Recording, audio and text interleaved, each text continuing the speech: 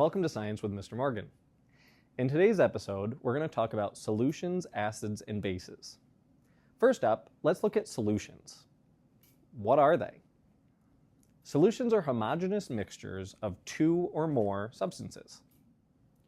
The dissolved particles within the solution are too small to be seen or too small to settle out of the mixture. Solutions may be liquids like salt water, solids like alloys, or gases like the air around you. Solutes are substances that get dissolved within the solution. Solvents are the substance that does the dissolving. If something is soluble, it means that a solute can be dissolved in that solvent. If something is insoluble, it means that a solute cannot be dissolved in that solvent. Many solutes dissolve in water because water is very polar. And as a general rule of thumb, like dissolves like. But what does that mean? Essentially, it just means that the solvents that are similar to solutes are likely going to dissolve those solutes. Polar solvents dissolve polar solutes. Nonpolar solvents dissolve nonpolar solutes. Sometimes, solutes break down when they dissolve. Two specific examples are ionic solutes and covalent solutes. Ionic solutes separate into individual ions when they dissolve, while covalent solutes separate into individual molecules when they dissolve. Now, solutes do not dissolve at the same rate in all solvents. The rate in which the solutes dissolve is known as the rate of dissolving, aka how fast or how slow a solute dissolves within a solvent. There are certain factors which can impact the rate of dissolving, and these factors include stirring, temperature, and particle size. Stirring is an action that speeds up the rate of dissolving because it helps distribute the solute particles throughout the solvent. Warmer temperatures can be helpful to increase the rate of dissolving. Generally, a solute dissolves faster in a warmer solvent because the particles have more energy of movement. Smaller particles also have greater surface area, which leads to more contact between the particles of the solute and the solvent. And this can also increase the rate of dissolving as well. Now, aside from the rate of dissolving, the solutes that are dissolved can change the physical properties of the solvent regarding freezing point and boiling point. A phenomenon known as freezing point depression can occur, which is where solutes generally lower the freezing point.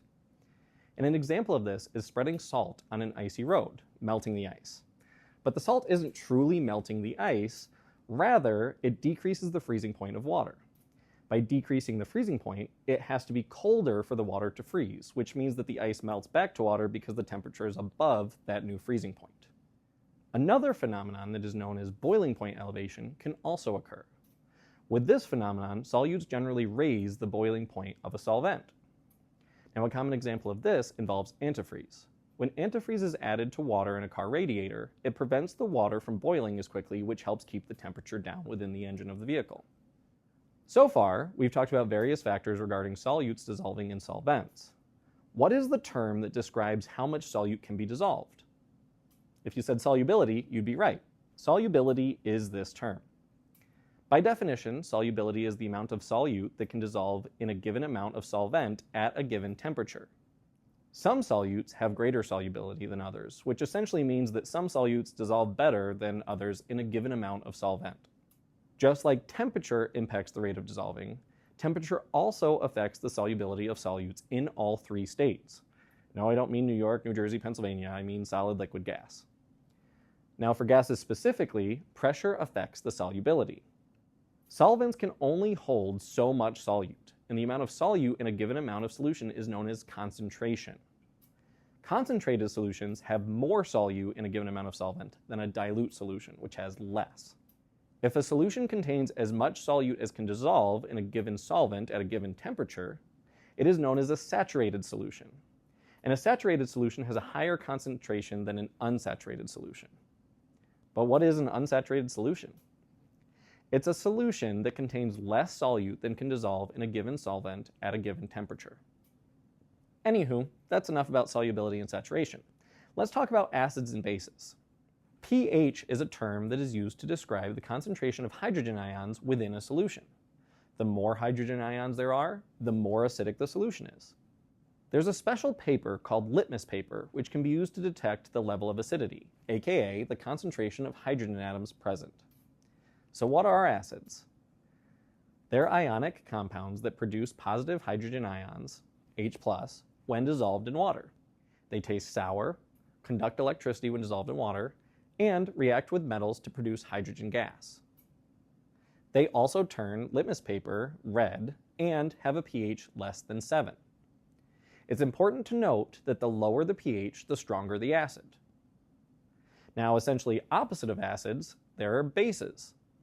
And these are ionic compounds that produce negative hydroxide ions, known as OH negative, when dissolved in water. They taste bitter, they feel slippery, and they conduct electricity when dissolved in water. Instead of turning litmus paper red, they turn litmus paper blue, and their pH is greater than 7. 7 is the neutral point. The higher the number, the stronger the base. Now, when you've been working in the kitchen at home, have you ever mixed baking soda and vinegar? What happens? If you said that bubbles form, you'd be correct. Baking soda is a base and vinegar is an acid. When they combine, it creates a neutralization reaction. This happens when an acid and a base react, they produce water and a neutral ionic compound, aka a salt, and in the case of vinegar and baking soda, it also produces bubbles. And that brings us to the end of today's lesson. Until next time.